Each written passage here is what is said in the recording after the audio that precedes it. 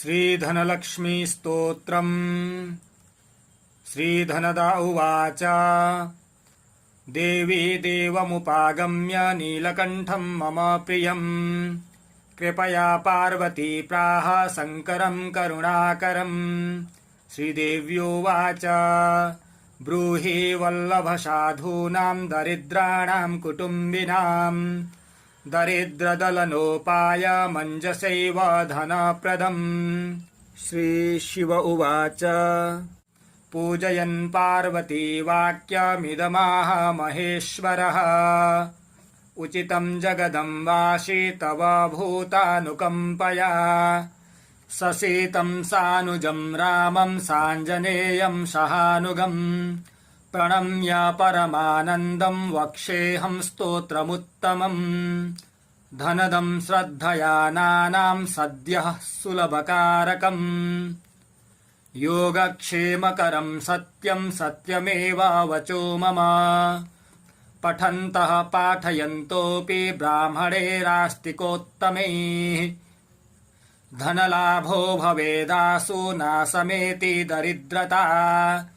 भूभवां सभवां भूत्यै भक्तिकल्पलतां शुभाम् प्रार्थयेत्तां यथा कामं कामधेनुस्वरूपिणीम् धर्मदे धनदे देवी दानशीले दयाकरे त्वं प्रसीद महेशानि यदर्थं प्रार्थयाम्यहम् धरामरप्रिये पुण्ये धन्ये धनदपूजिते सुधनं धार्मिकं देहि यजमानाय सत्वरम् रम्ये रुद्रप्रिये रूपे रामरूपे रतिप्रिये शिखी सखमनोमूर्ते प्रसीद प्रणते मयि आरक्तचरणाम्भोजे सिद्धि सर्वार्थदायिके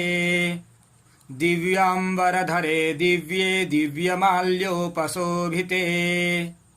समस्तगुणसम्पन्ने सर्वलक्षणलक्षिते जातरूपमणिन्द्वान्दे भूषिते भूमिभूषिते सरश्चन्द्रमुखे नीले नीलनीरजलोचने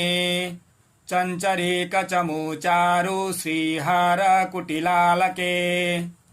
मत्ते भगवती मातः कलकण्ठरवामृते हासावलोकनैर्दिव्यैर्भक्तचिन्तापहारिके रूपलावण्यतारुण्यकारुण्यगुणभाजने क्वणत्कङ्कणमञ्जीरे लसल्लीलाकराम्बुजे रुद्रप्रकाशिते तत्त्वे धर्माधारे धरालये प्रयच्छ यजमानाय धनं धर्मैकसाधनम् मातस्त्वं मे विलम्बेन दिवस्व जगदम्बिके कृपया करुणागारे प्रार्थितं कुरु मे शुभे वसुधे वसुधारूपे वसुवासववन्दिते धनदे यजमानाय वरदे वरदा भव ब्रह्मण्यैर्ब्राह्मणैः पूज्ये पार्वती शिवशङ्करे स्तोत्रं दरिद्रताव्याधिशमनं सुधनप्रदम् श्रीकरे शङ्करे श्रीदे प्रसीद मयि किङ्करे पार्वती सा प्रसादेन सुरेश किङ्करेरितम् श्रद्धया ये पठिष्यन्ति पाठयिष्यन्ति भक्तितः सहस्रमयुतं लक्षं धनलाभो भवेद्ध्रुवम् धनदाय नमस्तुभ्यं निधिपद्माधिपाय च भवन्तु त्वत्प्रसादान्मे धनधान्यादिसम्पदः। श्रीधनदा उवाच देवी देवमुपागम्य नीलकण्ठं मम प्रियम् कृपया पार्वती प्राह शङ्करं करुणाकरम्। श्रीदेव्योवाच ब्रूहि वल्लभसाधूनां दरिद्राणां कुटुम्बिनां दरिद्रदलनोपाय मञ्जसैव धनप्रदम्। श्रीशिव उवाच पूजयन् पार्वती वाक्यमिदमाह महेश्वरः उचितं जगदम्बासि तव भूतानुकम्पया ससीतं सानुजं रामं साञ्जनेयं सहानुगम् प्रणम्य परमानन्दं वक्ष्येऽहं स्तोत्रमुत्तमम् धनदं श्रद्धया नानां सद्यः सुलभकारकम् योगक्षेमकरं सत्यं सत्यमेव वचो मम पठन्तः पाठयन्तोऽपि ब्राह्मणैरास्तिकोत्तमे धनलाभो भवेदासु नासमेति दरिद्रता भूभवां सभवां भूत्यै भक्तिकल्पलतां शुभाम् प्रार्थयेत्तां यथा कामं कामधेनुस्वरूपिणीम् धर्मदे धनदे देवी दानशीले दयाकरे त्वं प्रसीद महेशानि यदर्थं प्रार्थयाम्यहम् धरामरप्रिये पुण्ये धन्ये धनदपूजिते सुधनं धार्मिकं देहि यजमानाय सत्वरम् रम्ये रुद्रप्रिये रूपे रामरूपे रतिप्रिये शिखी सखमनोमूर्ते प्रसीद प्रणते मयि आरक्तचरणाम्भोजे सिद्धि सर्वार्थदायिके दिव्याम्बरधरे दिव्ये दिव्यमाल्योपशोभिते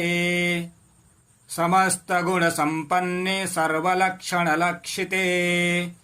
जातरूपमणिन्द्वान्दे भूषिते भूमिभूषिते सरश्चन्द्रमुखे नीले नीलनीरजलोचने चञ्चरीकचमूचारु श्रीहारकुटिलालके मत्ते भगवती मातः कलकण्ठरवामृते हासावलोकनैर्दिव्यैर्भक्तचिन्तापहारिके रूपलावण्यतारुण्यकारुण्यगुणभाजने क्वणत्कङ्कणमञ्जीरे लसल्लीलाकराम्बुजे रुद्रप्रकाशिते तत्त्वे धर्माधारे धरालये प्रयच्छ यजमानाय धनं धर्मैकसाधनम् मातस्त्वं मे विलम्बेन दिवस्व जगदम्बिके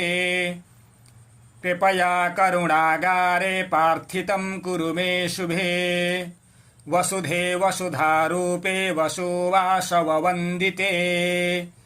धनदे यजमानाय वरदे वरदा भव ब्रह्मण्यैर्ब्राह्मणैः पूज्ये पार्वती शिवशङ्करे स्तोत्रं दरिद्रताव्याधिशमनं सुधनप्रदम् श्रीकरे शङ्करे श्रीदे प्रसीद मयि किङ्करे पार्वती स प्रसादेन सुरेश किङ्करेरितम् श्रद्धया ये पठिष्यन्ति पाठयिष्यन्ति भक्तितः सहस्रमयुतं लक्षं धनलाभो भवेद्ध्रुवम् धनदाय नमस्तुभ्यं निधिपद्माधिपाय च भवन्तु त्वत्प्रसादान्मे धनधान्यादिसम्पदः। श्रीधनदा उवाच देवी देवमुपागम्य नीलकण्ठं मम प्रियं कृपया पार्वती प्राह शङ्करं करुणाकरम् श्रीदेव्योवाच ब्रूहि वल्लभसाधूनां दरिद्राणां कुटुम्बिनां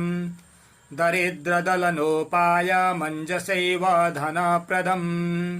श्रीशिव उवाच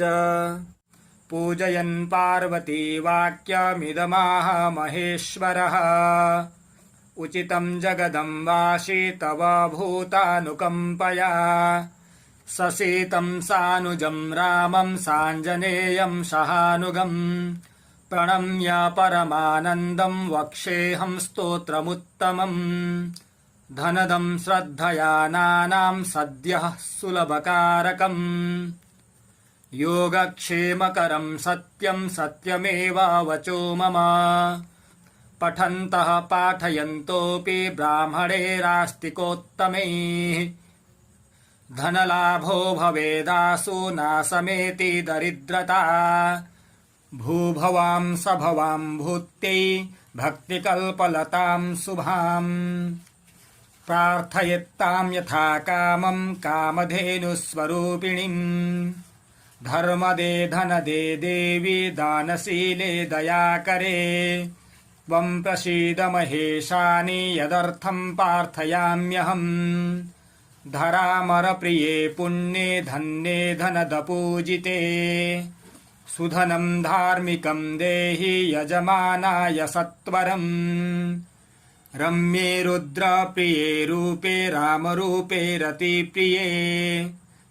शिखी सखमनोमूर्ते प्रसीद प्रणते मयि आरक्तचरणाम्भोजे सिद्धि सर्वार्थदायिके दिव्याम्बरधरे दिव्ये दिव्यमाल्योपशोभिते समस्तगुणसम्पन्ने सर्वलक्षणलक्षिते जातरूपमणिन्द्वान्दे भूषिते भूमिभूषिते सरश्चन्द्रमुखे नीले नीलनीरजलोचने चञ्चरीकचमूचारु श्रीहारकुटिलालके मत्ते भगवती मातः कलकण्ठरवामृते हासावलोकनेर्दिव्यैर्भक्तचिन्तापहारिके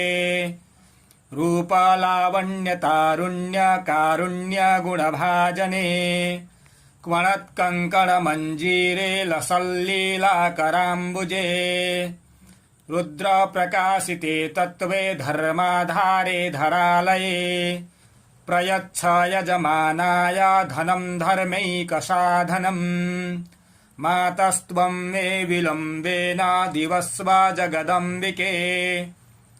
कृपया करुणागारे प्रार्थितं कुरु मे शुभे वसुधे वसुधारूपे वसुवासववन्दिते धनदे यजमानाय वरदे वरदा भव ब्रह्मण्यैर्ब्राह्मणैः पूज्ये पार्वती शिवशङ्करे स्तोत्रं दरिद्रताव्याधिशमनं सुधनप्रदम् श्रीकरे शङ्करे श्रीदे प्रसीद मयि किङ्करे पार्वती सा प्रसादेन सुरेश किङ्करेरितम् श्रद्धया ये पठिष्यन्ति पाठयिष्यन्ति भक्तितः सहस्रमयुतं लक्षं धनलाभो भवेद्ध्रुवम् धनदाय नमस्तुभ्यं निधिपद्माधिपाय च भवन्तु त्वत्प्रसादान्मे धनधान्यादिसम्पदः इति श्रीधनलक्ष्मीस्तोत्रं सम्पूर्णम्। ओम्।